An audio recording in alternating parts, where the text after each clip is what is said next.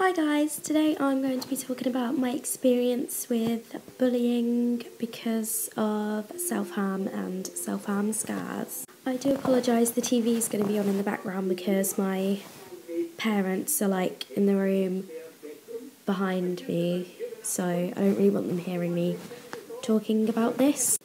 Okay, it started off with these two boys in my year last year when I was in year 11.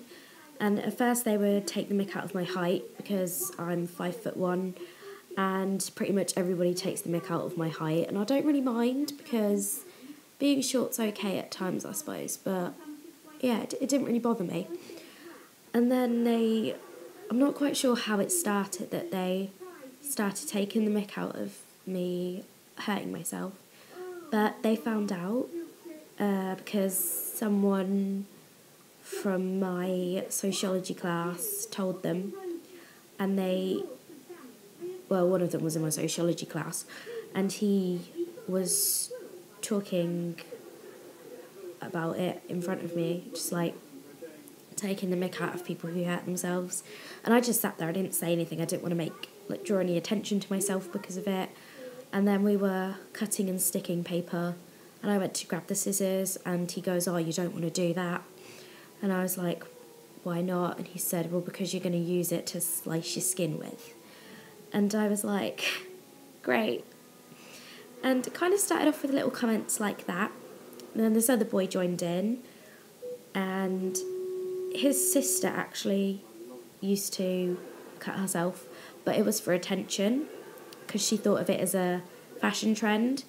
And I think that's another important point, that people who have actually experienced it with someone they know or someone in their family, and they've seen it done for reasons that are not, I don't know, just reasons that are for attention, not even a cry for help, just for attention, then I think they're going to have a bad view of people who hurt themselves for actual reasons, such as depression or a cry for help. So I think that's why he took the mick out of me, because he didn't understand it, he didn't want to understand it. He thought because he'd seen it from his sister that he knew everything about it, and that all people who hurt themselves were attention seeking. He called me attention seeking and things like that. And it was just verbal things at first. And I spoke to a teacher about it who knew about my problems, and she told me to ignore them, and she told my head of year about what had been happening, and my head of year spoke to them, but they didn't really do anything. They just kind of carried on, which I kind of expected them to do. I didn't think a teacher telling them to stop it would actually make them stop it. After that, they carried on talking about me and saying nasty things to me and being really childish. That carried on, I don't know how long that carried on for. It carried on for a few months, it did. And then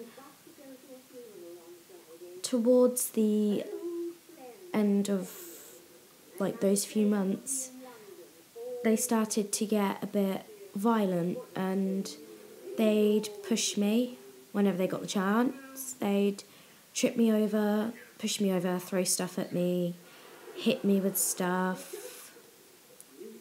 One of them, I'm not really comfortable talking about it, and I don't want to go into details, but one of them tried to seriously assault me, which I have nightmares and flashbacks about.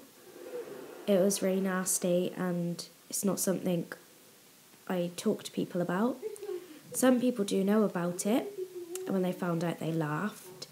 So that's the kind of sick people I know, who laugh when someone has been assaulted or someone tried to assault them violently.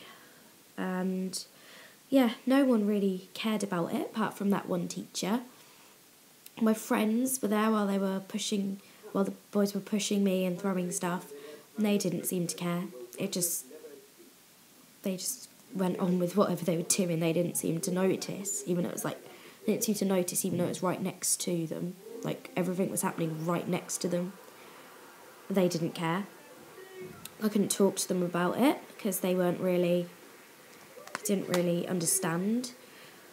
Yeah, and I remember one point I got butterfly stitches in the nurse's office because one of my hurts had opened and I had to go to the medical room and get it butterfly stitched and bandaged up. In PE I was wearing long sleeves.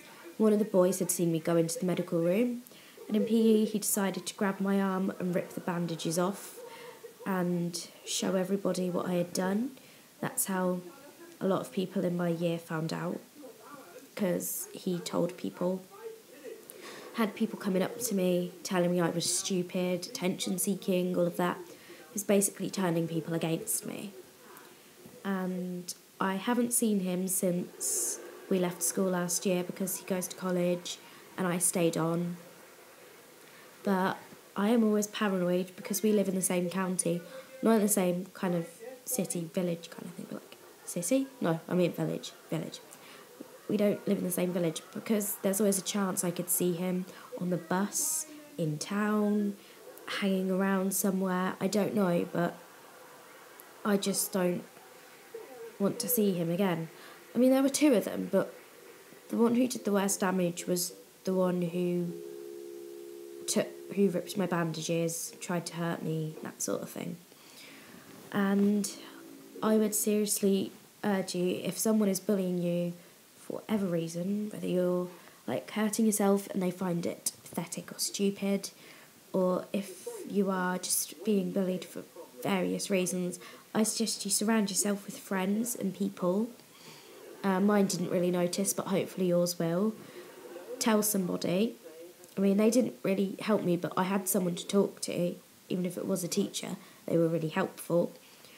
Ignore them and just try to avoid them. If they're in your class, then ask the teacher if you can move, or just move across to the other side of the class or something like that. Just kind of